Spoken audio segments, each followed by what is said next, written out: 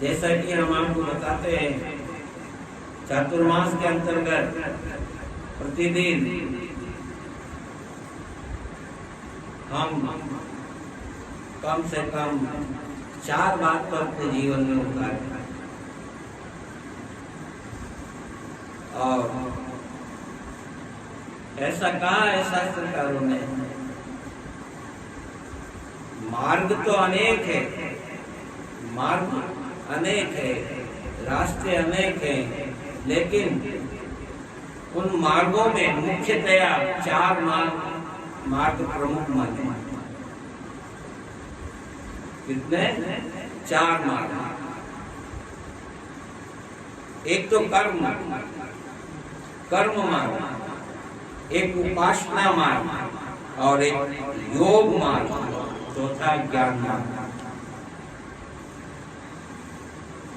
ये 4 मार्ग ऐसे हैं, इन पर चल करके हम ईमानदारी से, सहजता से जो है, सुगमता से भक्ति को प्राप्त करके मुक्ति के अधिकारी बन सकते हैं। तो पहले आता है कर्म मार्ग।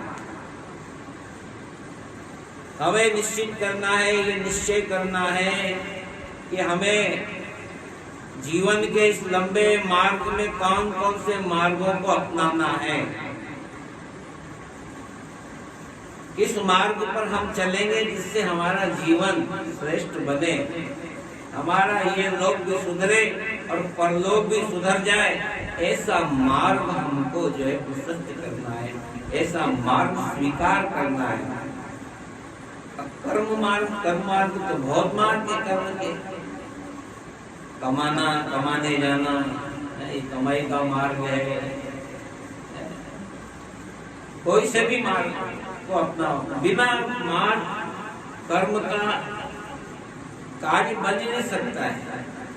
इसलिए कर्मों को संचित करना है, लेकिन कौन से कर्म संचित करना है, कौन से कर्म पर चलना है, ये हमें निश्चित करना है।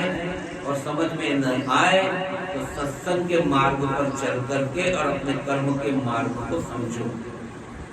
अगर मार्ग नहीं समझ पाते कि हम भक्ति का मार्ग कैसे अपनाएं, ज्ञान मार्ग कैसे अपनाएं, उपासना मार्ग कैसे अपनाएं, योग मार्ग कैसे अपनाएं, तो सत्संग के मार्ग पर चल करके और फिर इन मार्गों को स्वीकार करो, इन मार्गों को समझो, जानो।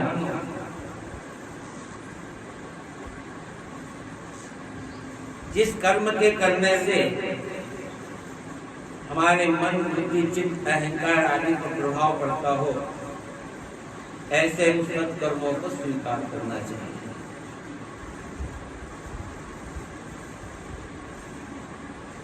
अनुचित जो कर्म है उसका त्याग करना है। कर्म तो 2 ही है, कर्म मार्ग में 2 कर्म है। एक कर्म है और एक अकर्म है। जो करने योग्य है वो कर्म है, जो नहीं करने योग्य है वो अकर्म है। तो अकर्म का त्याग करते हुए सत्कर्म की ओर बढ़ना है। कर्म में भी सत्कर्म करना है। सत्कर्म हम करेंगे तो भक्ति का मार्ग सहज हो जाएगा, सत्संग का मार्ग सहज हो जाएगा।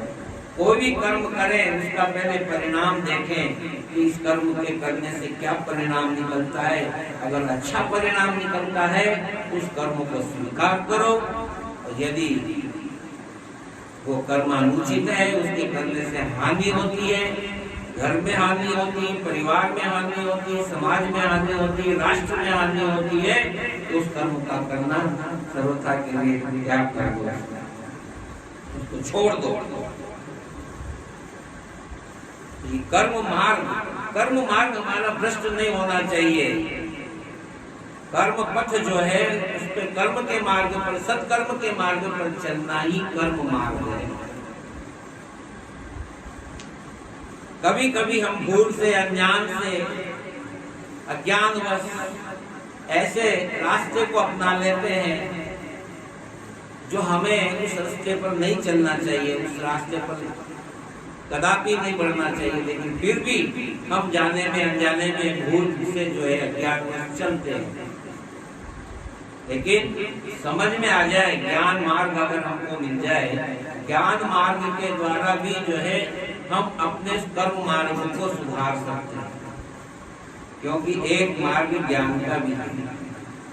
ज्ञान मार्ग आ जाएगा तो भक्ति मार्ग भी जो है हमारा बन जाएगा, संवर जाएगा, क्योंकि ज्ञान से ही जो है भक्ति की पुष्टि होती है। ज्ञान से ही भक्ति सुशोभित होती है। ज्ञान भक्ति का एक श्रृंगार है, एक भूषण है, एक गहना है ज्ञान, इसका भक्ति का। तो ज्ञान मार्ग अगर हमने अपनाया है तो ज्ञान मार्ग से हमारा जो है कर्म मार्ग भी संवर जाएगा, सुधर जाएगा। ज्ञान होगा, अच्छा दिमाग होगा, अच्छी बात हमारे मन में आएगी तो अच्छा काम करेंगे, अच्छे रास्ते चलेंगे, अच्छे रास्ते आएंगे जाएंगे। हमारा मार्ग जो है, अगर हमने भक्ति का मार्ग अपनाया है तो भक्ति के मार्ग पर चलते रहो, सत्कर्म अपनाया है सत्य मार्ग पर चलते रहो, सत्य का पालन, सत्य का मार्ग पर चलना, ये सत्य का मार्ग है, सत्य का पालन है। अहिंसा पर चलो, अहिंसा मार्ग, ये सत्कर्म है। सत्य का मार्ग अपनाओ, यही सत्कर्म है। सत्य को अपनाओ, ये सत्कर्म है। सत्संग को धारण करो, सत्संग के पथ पर चलो, ये सत्य मार्ग है। तो हमारा ये 4 प्रकार का जो मार्ग है, इसमें जो है कर्म मार्ग है। कर्म हमारा कभी नहीं भ्रष्ट होना चाहिए, सत्कर्म हमें करना है। भगवान ने हमको सद्बुद्धि दी है तो सत्कर्म करो, अच्छे कर्म करो, अच्छा काम करो। अच्छे काम से अच्छा नाम होगा और अकर्म करने से बुरा नाम होगा। इसलिए हमारा एक मार्ग है कर्म मार्ग, वो कर्म मार्ग हमारा कभी भ्रष्ट नहीं होना चाहिए। और दूसरा आता है उपासना मार्ग। उपासना हम अपने अपने धर्म के अनुसार, अपने अपने सिद्धांतों के अनुसार, अपने अपने गुरुओं के वचनों के अनुसार, अपने अपने शास्त्रों के आधार पर जो है हम उपासना मार्ग अपनाते हैं। भगवान अनेक रूप में है, कोई उसको निर्गुण भी कहता है, कोई उसको सगुण भी साकार भी कहता है। लेकिन उपासना जिसकी हमको बताई गई है, जिसकी उपासना हमको बताई गई है, उसी उपासना का पालन करना है, उपासना मार्ग पर चलना है। नित्य के नियम से, नियम के अनुसार, दृढ़ता के अनुसार, निष्ठा के अनुसार, विश्वास के अनुसार अगर हम वो उपासना करते हैं तो हमारा वो उपासना मार्ग भी जो है हमारे लिए सार्थक हो जाता है, हमारे लिए जो है वो लाभकारी हो जाता है, हमारे लिए हमेशा के लिए तरण तारण के समान हो जाता है। बोलो राम। उपासना किसी भी देवता की करें, किसी भी इष्ट को मान करके उसकी उपासना करें तो उसमें तल्लीनता होना चाहिए, तन्मयता होना चाहिए, उसमें पूरा विश्वास होना चाहिए, पूरी आस्था होना चाहिए। यह भी 6 महीने तो उपासना करी, एक की और मन का उच्चाटन हुआ और बुद्धि विपरीत हुई, अरे 6 महीने हो गए, साल भर हो गया उपासना करते करते, अभी कोई लाभ नहीं मिला, छोड़ो रे बाबा, कोई दूसरा सिद्धांत अपनाओ, कोई दूसरा मार्ग अपनाओ। बस ऐसा विचार आना ही हमारी उपासना जो है वो नष्ट हो जाती है। फिर अगर हमको एक पे विश्वास नहीं हुआ, एक उपासना में हमको विश्वास नहीं हुआ, तो फिर हम दूसरी उपासना करेंगे तो उससे भला हमको कैसे फल प्राप्त होगा। हम एक के सगे नहीं हुए तो दूसरी उपासना के कहां से सगे होने जाएंगे। इसलिए हमारी उपासना मार्ग में जो चल रहे हैं, जो सिद्धांत बताए हैं, जो नियम बताए हैं, उसका पालन करते हुए वो हमें जो है उपासना करना चाहिए।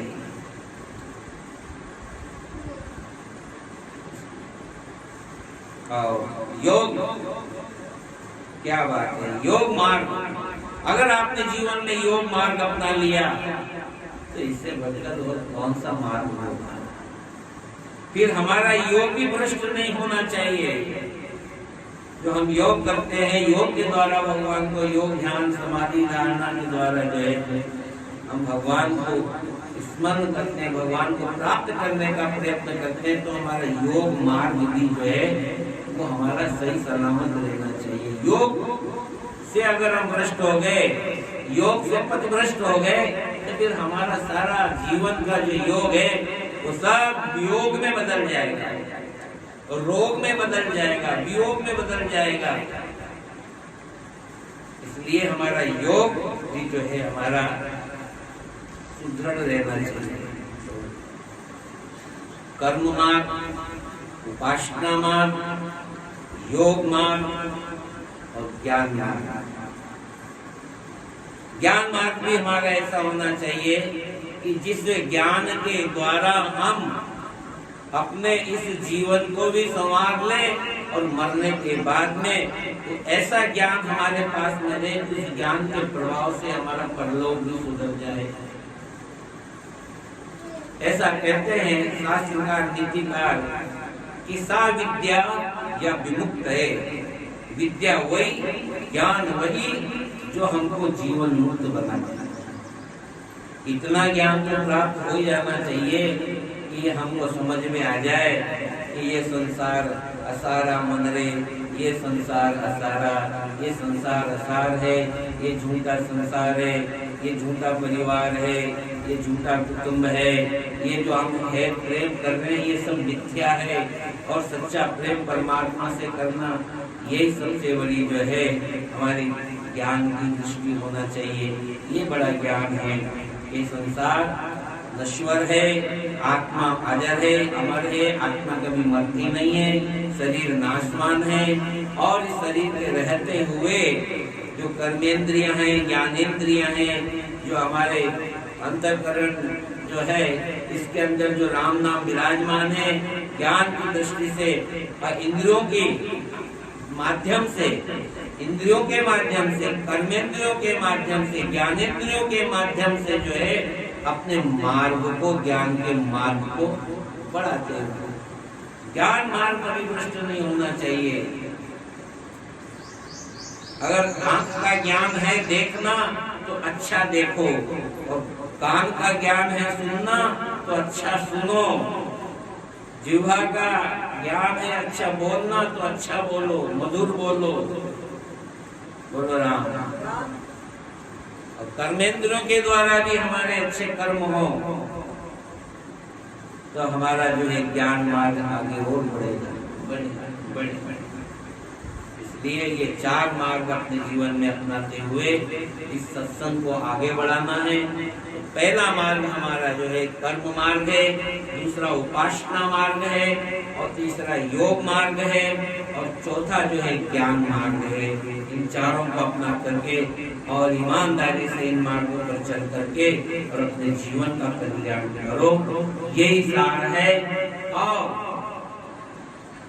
भगवान की जो भक्ति है, भक्ति का जो मार्ग है, इन चारों मार्गों से होता हुआ निकलता है। चारों मार्गों के माध्यम से कर्म मार्ग की भक्ति में भक्ति कर्म अच्छा होना चाहिए, राम राम। उपासना मार्ग भी अच्छा होना चाहिए, ईमानदारी से उपासना करो, जो बताया उसका पूरा पालन करो, योगा करो, प्राणायाम करो, स्वाध्याय करो। ये भी एक आसन लगा करके कथा सुनना, सुनाना, बैठना है, ये भी एक योग है। ध्यान स्थित होकर के बैठना ये भी एक योग है। श्रवण करना, ध्यान लगा के सुनना, ये भी एक योग है। और नेत्रों से त्राटक सिद्धि करना, यानी भगवान के छवि के, संतों की छवि के दर्शन करना, ये भी एक योग है। ऐसा नहीं है कि कपड़े उतार करके एक तरफ बैठ करके जो 2, 4, 10 आसन कर लिए वही योग बन गया। ये सब योग है, बोलो राम। इसलिए और ज्ञान रखना बहुत जरूरी है। ये मोह माया जो होती है ना, ये ज्ञान को मुक्त कर देती है, भुला देती है। जहाँ मोह जागृत हो जाता है वहाँ ज्ञान लुप्त हो जाता है, जहाँ लोभ जागृत हो जाता है वहाँ ज्ञान समाप्त हो जाता है। जहाँ काम जागृत हो जाता है वहाँ ज्ञान नष्ट हो जाता है, जहाँ मोह जागृत हो जाता है वहाँ काम बिल्कुल जो है लुप्त हो जाता है। काम, क्रोध, लोभ, मोह ये जो विकार है, ये विकार ज्ञान को नष्ट करते हैं। और इतना ज्ञान रखना चाहिए कि हमें विकारों से हानि है और सत्कर्मों से लाभ है, तो हमें विकारों का त्याग करके और लाभ सत्कर्म की ओर बढ़ करके ज्ञान को बनाए रखना चाहिए। अस्तु।